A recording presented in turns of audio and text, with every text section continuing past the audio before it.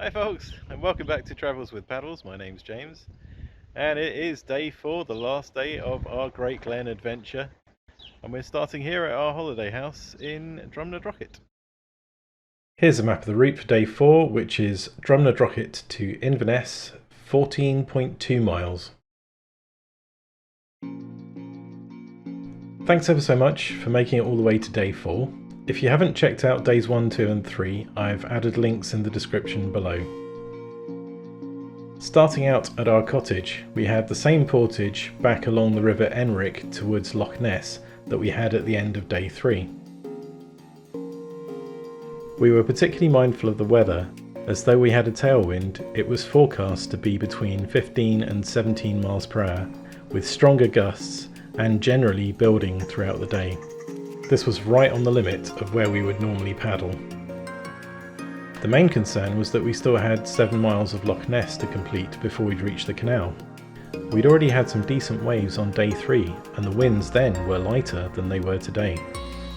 I knew that if we could make it to the canal at the end of Loch Ness, we'd be home and dry. However, I did look into emergency get-out spots along Loch Ness, just in case the conditions were more than we could handle.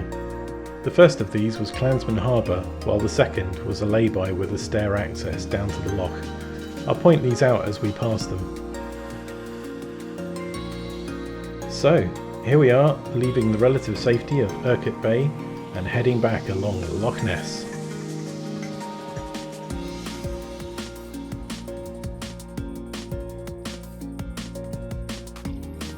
Already, things are starting to get bumpy.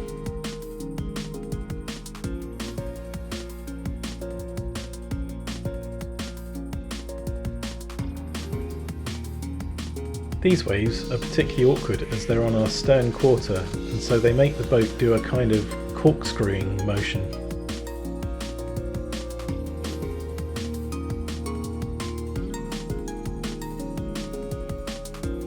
Thankfully, as we went round this slow bend, we became more aligned with the wind, and so the waves were coming from straight behind.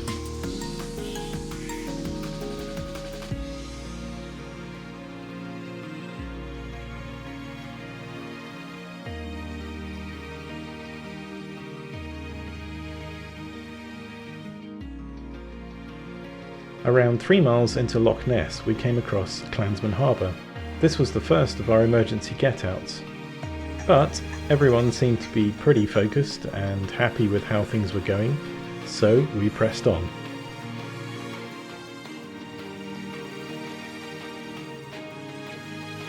We now paddled across an area of relatively calm water, and we thought the worst was over. Little did we know.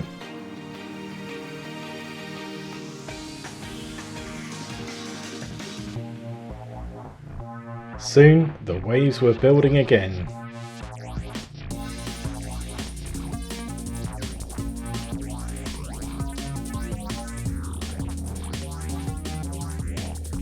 With only about a mile of Loch Ness left to paddle, this was our second emergency get-out. You can see it's not that brilliant as it's quite a long, steep flight of stairs, but in an emergency it could have been useful.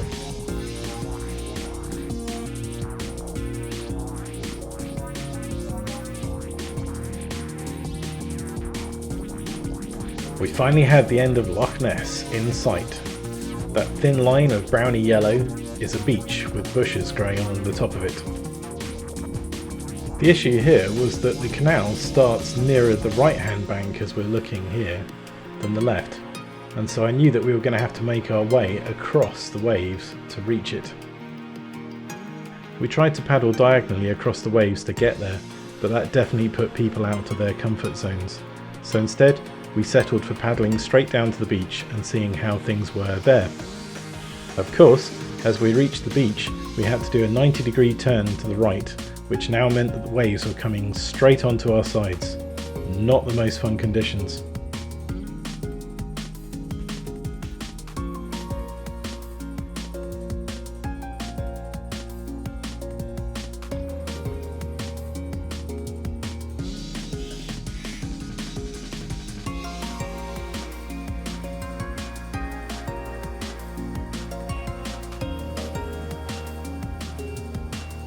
Everyone did brilliantly though.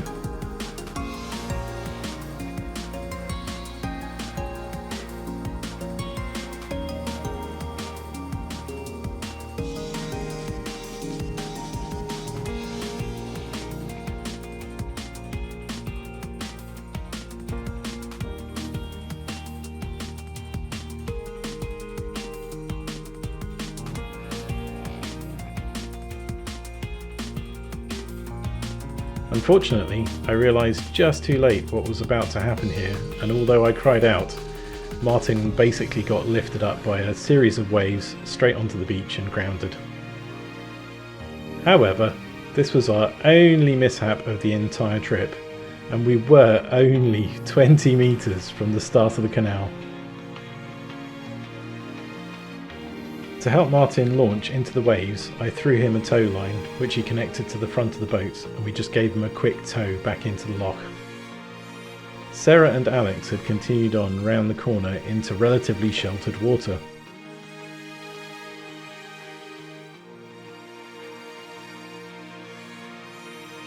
We had finished Loch Ness, and now we were safe from the wind.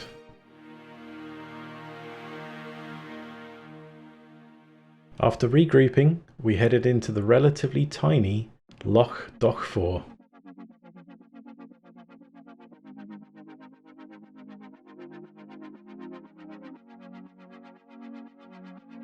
After several hours of paddling non-stop in pretty tough conditions, it was time for lunch. Which of course meant exchanging war stories over the mishap that had just happened.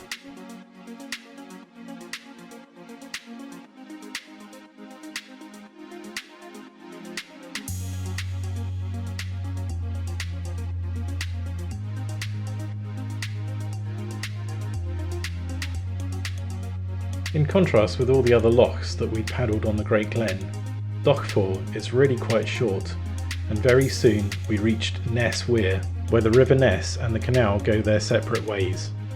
If you want to take the river, just drop down over the weir. Just be aware that there are several other weirs on the River Ness.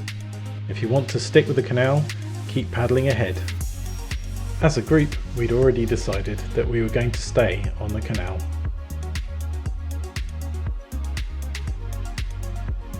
Soon you reach Drumnadrochit locks, and it's time for portage.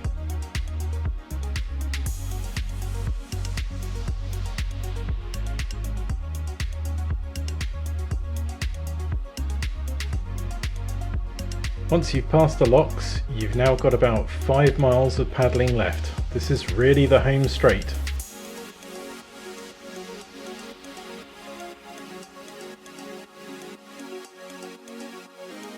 This last easy section was really just an opportunity to enjoy the paddling and reflect on what an amazing journey we'd had over the past 4 days.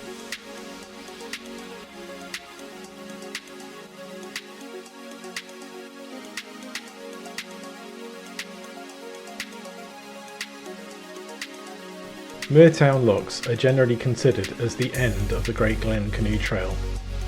You've got a long flight of locks followed by a series of short canal basins which are not really worth paddling. Of course, we had to tag the lock gates to make sure we'd covered every inch of the paddle. Shortly after this, we had a lovely experience where several groups of passers-by asked us if we'd just completed the Great Glen Canoe Trail. When we said yes, they congratulated us. It was lovely to see that they actually knew what we'd achieved. The final get out is about 50 metres back up the canal from the gates. And here we are with a celebration photo, the Great Glen Canoe Trail complete. From right to left, Martin, Sarah, Hannah, Alex and James. After that, it's a portage back to the cars at Seaport Marina. But we weren't quite yet finished. After getting changed and dropping off all our gear, we decided to walk the remaining distance right down to the sea lock.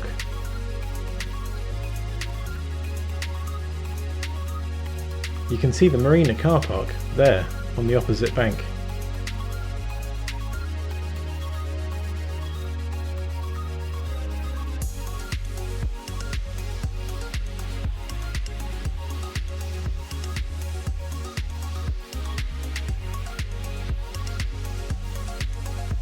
Clachnahary Works Lock looks like it's the end of the glen, but in actual fact there's a little bit more after the rail bridge.